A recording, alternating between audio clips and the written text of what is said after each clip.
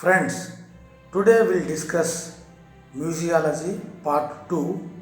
The subject is classification of museums. Museums may be classified in two ways. The first one is based on their administrative setup, and the second one is according to the nature and scope of their main collections. At first, we shall take up the administrative viewpoint with emphasis on museums in India and the manner in which they conform to these general administrative categories. The general classification of museums are national museums, provincial regional museums, local authority museums, site museums, university museums, private museums, society museums, trustee museums, museums of business organizations, and so on. Now, let us see the national museums and its specifications. A national museum represents presumably the cultural and artistic growth of a country or race. The government of the country or the state is directly or indirectly responsible for its finances and administration.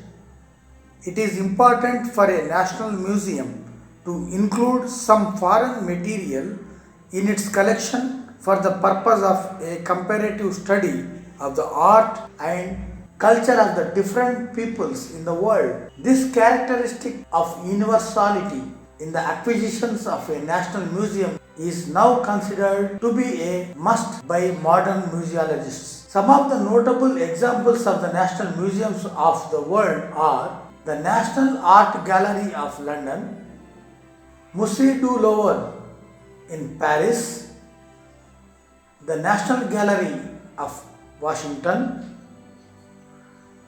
the National Museum at New Delhi.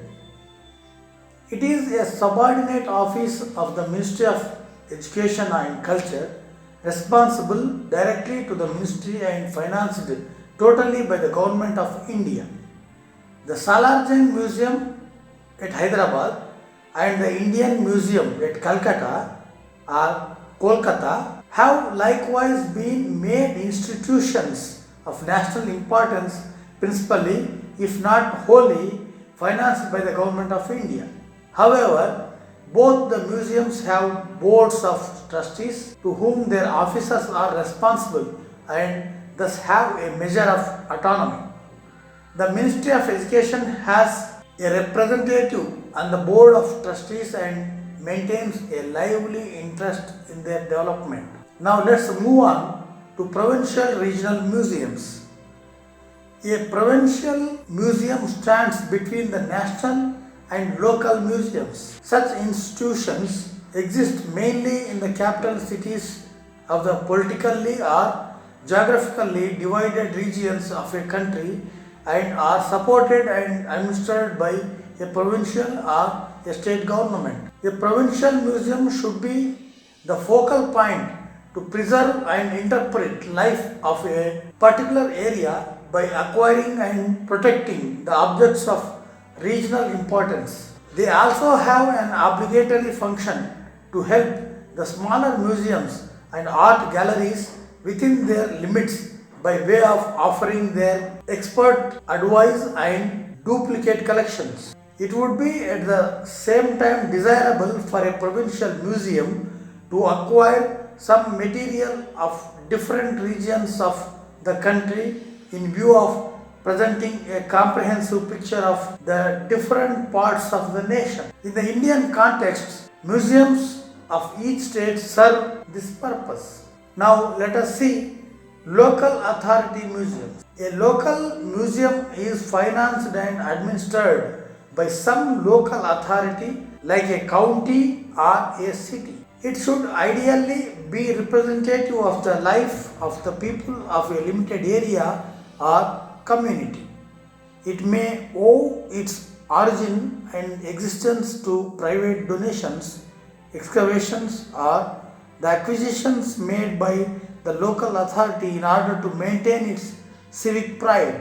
The real difference between a local and site museum is that The latter contains merely the objects acquired through the excavation of a single site, while both represent the life of a particular group of people in a locality. There are many municipal museums in India, but the largest one and an outstanding example in its fine building and rich collections is the Allahabad Museum in Uttar Pradesh. University museums. Being financed and administered by the universities, they are mostly specialists in character and indeed to supplement courses of study by providing pertinent examples of their subject matter intended primarily for scholars and students. Such museums may be of little interest to the general public. They are, however, usually open to the public on request. They are university museums which serve not only the scholarly community but the public at large. Examples are the museum at Oxford, the Museum of the University of Michigan, and the Museum of Natural History, Paris. In India, there are two distinguished examples of this type: the Bharat Kala Bhavan of Banaras Hindu University and the Ashutosh Museum of Indian Art of the University of Calcutta. Many other universities have now started museums of their own which supply the teaching reference material. Now let us see the private museums. Such museums are established under some big trust responsible for the effective use of funds and museum services under their charge.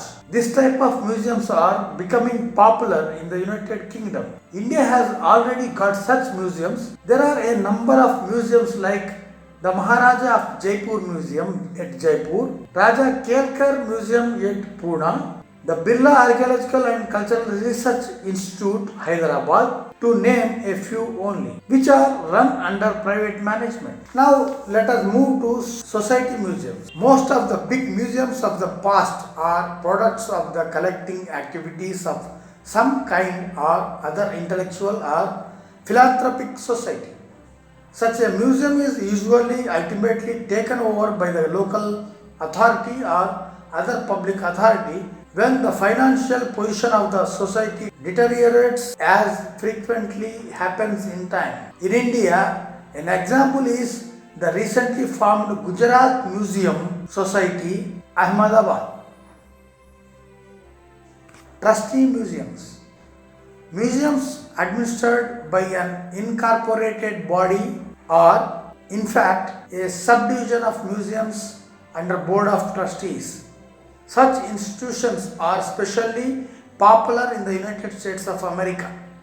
The private corporations formed to work for museums may be responsible directly for the collections, educational programs, and expenses incurred in carrying out policies of the museums. In cases of small museums, but usually they employ a professional director or curator to carry out the work in bigger museums. This type of association has been described as a very effective organizational pattern for smaller museums. Museums of business organizations. These museums are established and maintained by business establishments as an extension of their particular field of activity or as an illustration of their scope and interests. Numismatic museums are found in many parts of the world. In India, the best example is the Calico Museum at Ahmedabad, organized and maintained by the Calico Mills of the city. Mr. Gute mentions another interesting type of museums which are administered under dual administration. Such museums are usually associated either with some governmental unit or a large educational institution like a library or an archive. Museums may also be classified according to the nature of their main collections. For instance, art museums, history museums, prehistory museums, archaeological museums, Personalia museums, ethnographical or folk museums, site museums, open air museums, natural history museums, military museums, natural science museums, pure and applied science museums, health museums, technological and industry museums, transport museums, and many more. It need not be emphasized that all these collections being related to man and his environment are generally interrelated to each other, and there can hardly be any sharp line demarcating all the distinct types. The objects of history and archaeology are ethnographical and folk museums may be found overlapping. An object of art may be equally important for its historic value, leaving apart its aesthetic merits. A modern museum thus plays a versatile role in contributing to the cultural and intellectual life of the society. Besides the rudimentary functions of collection and preservation, it also acts as an educator and inspirer. Owing to the recent scientific and archaeological advancement, the nature and scope of museums have expanded greatly. There are museums of pure and applied sciences, technology and industry, where a workshop or firm may carry out its educational program by exhibiting the evolution of a particular branch of knowledge from its primitive stage to the most modern advances. The coordination and cooperation in the services of museums of the world has best been achieved by the establishment of ICOM, International Council of Museums, in 1946. It includes among its members the directors and curators of outstanding museums of the world. It has now 64 national and 20 international committees dealing with specific aspects of museum works. The aims of this international body are to further cooperation between museums and members of the museum profession in different countries, to protect and promote the interests of museums and the museum profession, and to widen their influence, to emphasize the importance of the part played by museum profession in each community and in the promotion of knowledge and understanding among people. This organization is helping museums of the world by holding conferences and by its valuable publications. Museums are still far away from their goal. The wrong notion that a museum consists only of dead and lifeless objects is still prevalent in the minds of many people. Museums have to root out this misconception and occupy their proper place in the modern society. If you like the video, don't forget to subscribe to get more videos from the channel. Thank you.